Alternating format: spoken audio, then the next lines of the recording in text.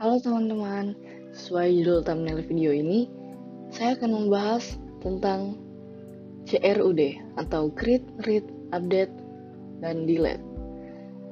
Sesuai dengan materi yang dibagikan, saya akan membawakan dari mata kuliah Teknologi Basis Data, topik ketiga.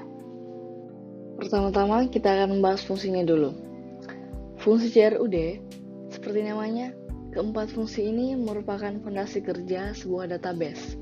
Bayangkan saja, kinerja sebuah database itu sebagai sebuah perpustakaan. Agar operasionalnya dapat berjalan dengan lancar, kita memerlukan sebuah sistem pendataan buku-buku yang ada di dalamnya. Dengan analogi tersebut, berikut adalah penjelasan tentang fungsi-fungsi CRUD. Fungsi create. Fungsi create ini berguna untuk membuat sebuah entry baru di dalam sebuah tabel di dalam database. Biasanya di dalam aplikasi yang berbasis SQL, dan create juga seringkali disebut dengan insert. Lalu jika dianalogikan dengan skenario yang tadi, fungsi create ini akan digunakan ketika kamu menambahkan buku baru ke dalam katalog perpustakaan.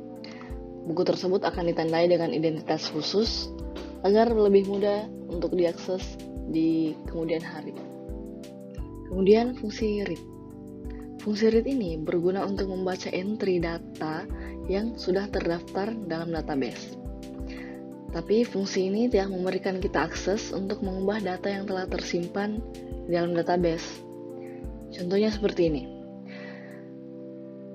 Di sebuah perpustakaan tentu ada sistem yang akan memberitahuan kita tentang letak dan apa isi dari buku-buku yang ada.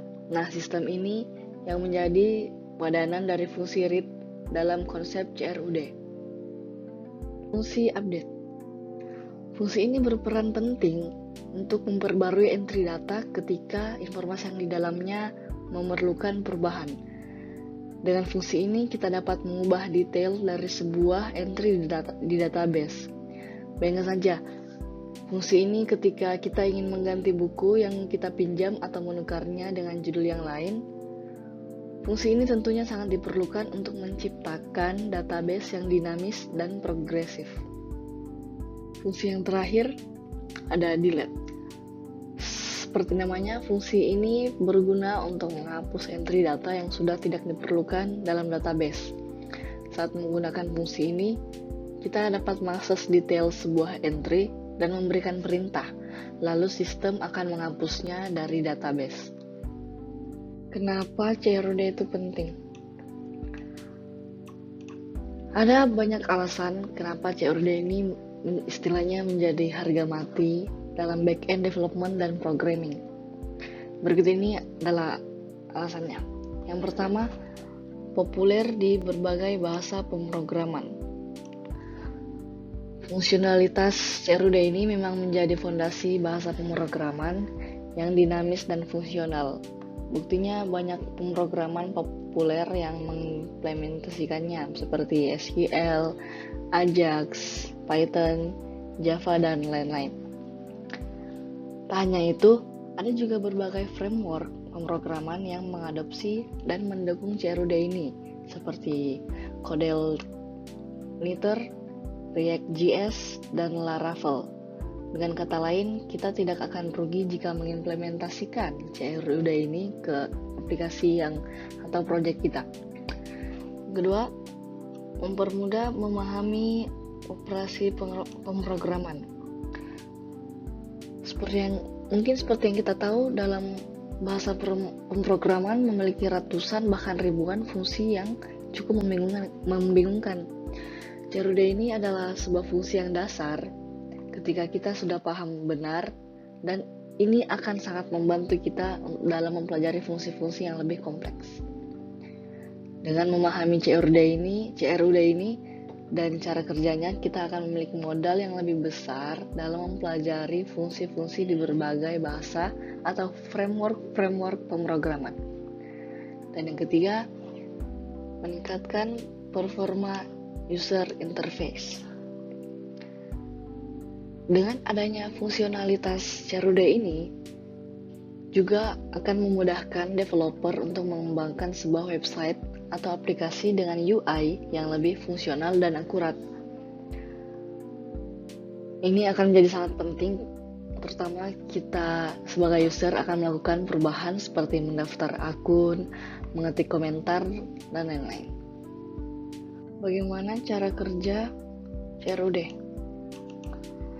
Dalam kinerja kerjanya, CRUD ini biasanya mengacu pada beberapa persyaratan yang telah ditetapkan pada sistem atau website atau aplikasi.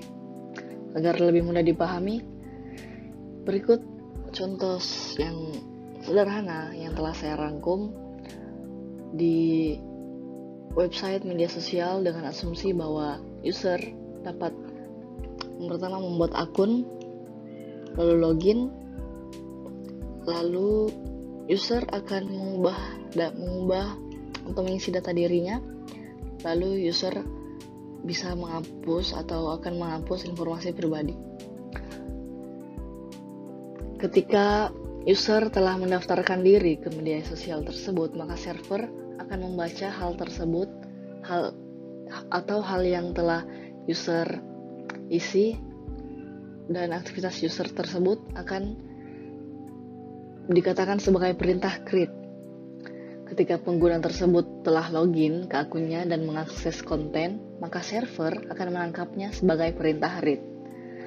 Apabila user mengubah nama, tanggal lahir, atau informasi pribadi lainnya, server akan menerima perintah update.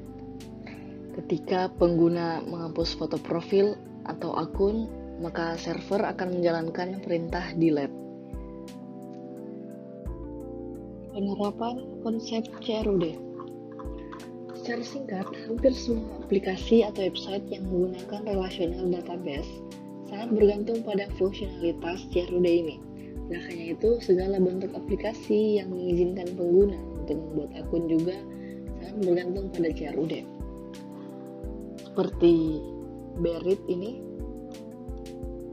yang terdiri dari browse, read, edit, add, dan delete. Dan sirep ada create, replicate, append, dan process. Lalu CRUDL ada create, read, update, delete, dan list. Kemudian yang terakhir ada Dave. Dia di dalamnya ada delete, add view, dan edit. Tapi secara umum CRUD juga merupakan konsep yang lebih dikenal banyak orang. Yang terakhir, ada banyak sekali skenario penerapan CRUD. Berikut ini adalah contoh sederhana penerapan CRUD dalam Departemen Human Resources di sebuah perusahaan. Tabel pertama, di sini ada dua tabel. Tabel pertama ada tabel pegawai, yang dimana ini memuat seperti sebuah tabel database yang berisi nama, nomor induk, nomor telepon, alamat, dan informasi karyawan lainnya. Dan tabel data HR,